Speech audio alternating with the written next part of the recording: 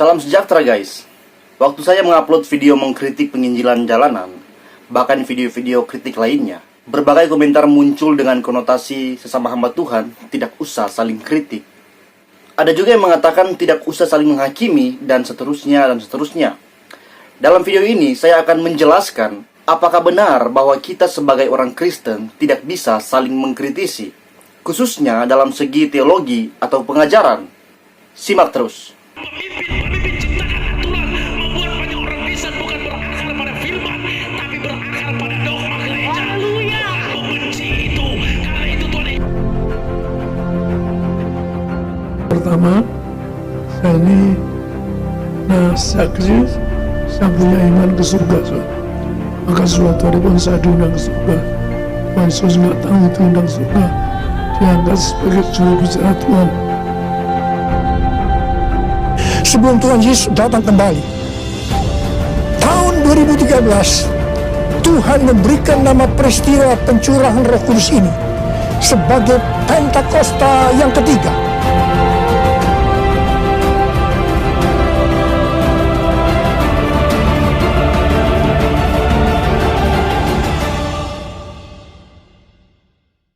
Dalam hidup kita di dunia ini, pasti ada yang namanya benar dan salah. Jika semua benar, itu adalah prinsip relativisme. Tapi prinsip itu hanyalah halus semata-mata. Karena bagaimanapun juga, di dalam dunia ini ada yang namanya kebenaran dan juga kesalahan. Contoh, 1 tambah 1 sama dengan 2. Itu kebenarannya. Jika ada yang mengatakan 1 tambah 1 sama dengan bukan 2, atau 3 atau 5, pastilah keliru. Kebenaran tidak akan pernah berubah dan tidak boleh berubah.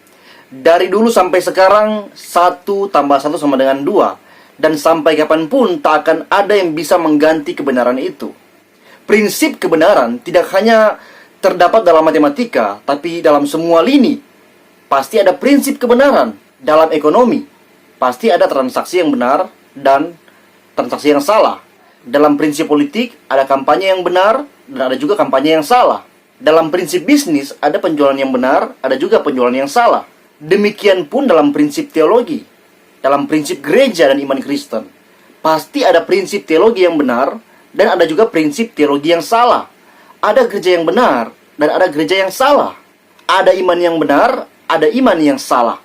Nah, kalau demikian, dengan apa kita mengukur sesuatu itu benar atau salah? Dalam bidang-bidang yang lain seperti ekonomi, bisnis, politik, hukum, dan sebagainya, para pakar telah mengatur sedemikian rupa agar memberi batasan tentang mana prinsip yang benar dan mana prinsip yang salah. Ada buku-buku pedoman yang darinya sesuatu bisa menjadi landasan, mana yang benar dan mana yang salah. Demikian pun dalam iman Kristen, dalam gereja dan teologi, kita memiliki pedoman yaitu Alkitab. Alkitab harus menjadi ukuran dalam kita berteologi, dalam kita bergereja, dan melakukan semua praktik teologi sebagai orang Kristen. Bukan hanya praktik teologi, tapi juga dalam cara kita hidup. Apa yang benar dan salah akan diukur dari Alkitab, dan harus selalu berpedoman pada firman Tuhan yaitu Alkitab. Khususnya dalam hal pengajaran iman Kristen, kita mengetahui bahwa dalam dinamika iman Kristen ada yang namanya doktrin atau pengajaran. Doktrin adalah rumusan bapak-bapak gereja dari hasil penafsiran dan pembelajaran atas Alkitab demi meletakkan sebuah prinsip yang benar, yang darinya kita bisa terjaga dalam pemahaman yang benar. Doktrin adalah hal yang penting. Kenapa penting? Karena melalui doktrin kita dituntun untuk dengan mudah mengenal kebenaran itu. Dalam prinsip matematika, untuk memperoleh sebuah hasil perkalian, ada doktrinnya. Contoh, mengapa 2 kali 2 sama dengan 4? Oh, hal itu karena 2 adalah sebuah angka. Tanda kali adalah artinya angka 2 tadi akan dilipat gandakan sebanyak angka 2 setelah tanda kali tadi. Jadi 2 itu dilipat gandakan 2 dan hasilnya adalah 4. Penjelasannya itu adalah doktrinnya. Kalau dalam matematika kita kenal dengan kata rumus ya. Rumus adalah sebuah jalan dalam kita melihat suatu kebenaran. Dalam iman Kristen, Alkitab juga telah dirumuskan dan wajib dirumuskan karena Alkitab adalah firman yang kudus milik Tuhan, yang tak bisa kita mengerti dengan otak kita dengan mudah saja. Tapi hanya melalui tuntunan Tuhan dalam pimpinan Roh Kudus, kemudian para bapak gereja melakukan berbagai macam usaha untuk memberikan sebuah rumusan agar mempermudah kita mengenal Allah melalui firman-Nya. Seperti contoh, Allah Tritunggal. kata Tritunggal tidak ada dalam Alkitab. Tapi kenapa kita mengakui bahwa Allah kita adalah Bapa, Anak, dan Roh Kudus? Hal ini dikarenakan doktrin atau pengajaran yang sudah kita terima daripada mereka yang telah dengan giat mempertahankan ajaran Alkitab yang murni dari para rasul. Karena pernah ada orang-orang tertentu yang mencoba mengacaukan Alkitab, khususnya iman Kristen, bahwa Yesus bukanlah Allah. Kemudian, para bapak-bapak gereja mempertahankan iman dengan cara melakukan perumusan terhadap firman Tuhan dan membuktikan bahwa menurut kesaksian Alkitab, Allah Tritunggal itu adalah kebenaran. Nah, saudara-saudara, saat ini dalam dunia eklesia atau gereja ya, banyak sekali bermunculan aliran-aliran yang dipelopori oleh hamba-hamba Tuhan. Dan tanpa kita sadari, saat mereka berkhotbah, mereka sedang berteologi, mereka sedang mengajar, mereka sedang memberikan sebuah prinsip-prinsip yang diambil dari Alkitab. Mungkinkah ada khotbah yang tidak alkitabiah? Sangat mungkin. Sama seperti seorang pendeta, Pastor Joshua Teu. Dia berkhotbah di TV dalam kebaktian Gereja Bethel Indonesia. Dia menolak dan mengajak jemaat untuk menolak doktrin Tritunggal. Ini adalah salah satu bukti bahwa ternyata tak selamanya mimbar menjadi tempat mewartakan kebenaran, dan bahwa ternyata bisa saja seseorang hamba Tuhan membawa jemaat pada pemahaman yang salah terhadap prinsip iman Kristen.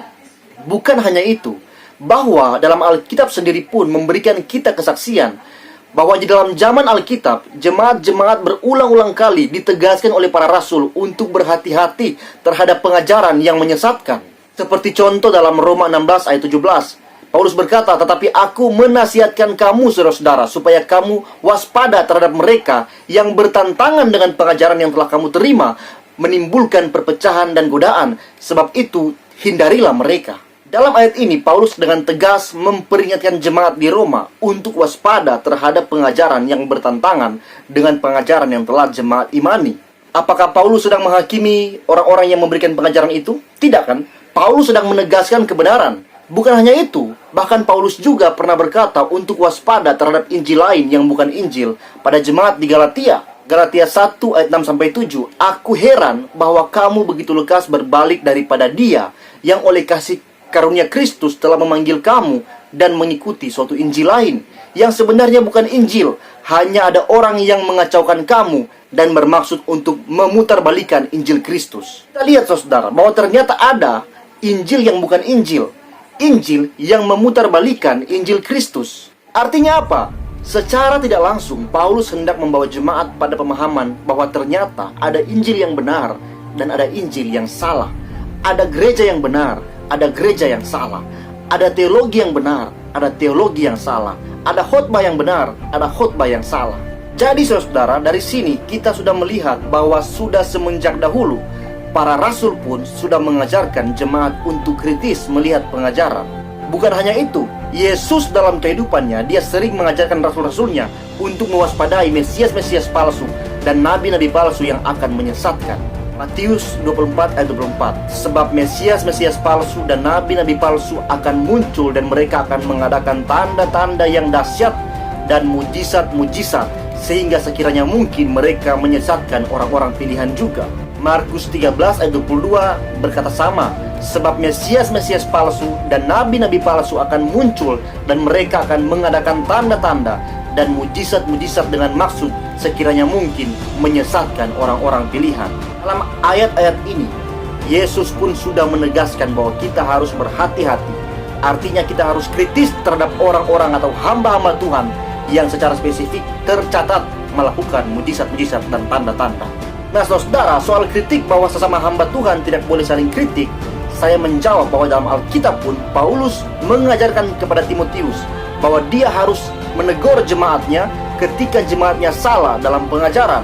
2 Timotius 4 ayat 2-3, "Beritakanlah firman, siap sedialah baik atau tidak baik waktunya, nyatakanlah apa yang salah, tegurlah dan nasihatilah dengan segala kesabaran dan pengajaran, karena akan datang waktunya orang tidak dapat lagi menerima ajaran sehat, tetapi mereka akan mengumpulkan guru-guru menurut kehendaknya untuk memuaskan keinginan telinganya." Bukan hanya dalam konteks tegur yang berarti kita mengkritisi, tapi juga dalam hal mempertahankan iman. Dalam bahasa yang kita kenal sebagai apologetika. Dalam Yudas 1 ayat 3 berkata, "Saudara-saudaraku yang kekasih, sementara aku bersungguh-sungguh berusaha menulis kepada kamu tentang keselamatan kita bersama, aku merasa terdorong untuk menulis ini kepada kamu dan menasihati kamu supaya kamu tetap berjuang untuk mempertahankan iman yang telah disampaikan kepada orang-orang kudus. Kata mempertahankan iman itu adalah ajakan dari penulis kitab Yudas untuk membela, mempertahankan, dan jangan hanya diam saja. Tapi ada kata berjuang. Berjuang untuk apa? Berjuang untuk mempertahankan iman. Konteks bacaan itu, saudara boleh cek sendiri. Yudas sedang berbicara supaya jemaat waspada terhadap guru-guru palsu yang menyusup ke tengah-tengah jemaat. Jadi saudara-saudaraku, sekali lagi, kalau saudara-saudara mau menuduh saya cari muka saat saya mengkritik para pendeta tertentu, silakan. Tapi sebelum saudara menilai saya, mohon tinjau dari dalam Alkitab. Jangan hanya mengkritik saya dari sisi emosi karena tidak senang dengan apa yang saya katakan, tapi ukur semua kebenaran dari buku pedoman. Kalau saudara-saudara menuduh saya macam-macam, silakan. Tuhan yang tahu isi hati saya. Dan lewat channel ini, saya akan terus berapologetika, membantu saudara-saudara sekalian untuk bukan menjadi orang Kristen yang mudah diombang-ambingkan dengan rupa-rupa pengajaran, tapi menjadi orang Kristen yang mampu kritis dan memiliki pemahaman yang benar tentang iman Kristen, tentang gereja Tuhan, tentang teologi. Dan bukan hanya memiliki pemahaman yang benar, tapi juga siap mempertahankan kebenaran itu sendiri. Saya Patrick Smith undur diri, and until next time, Jesus bless you.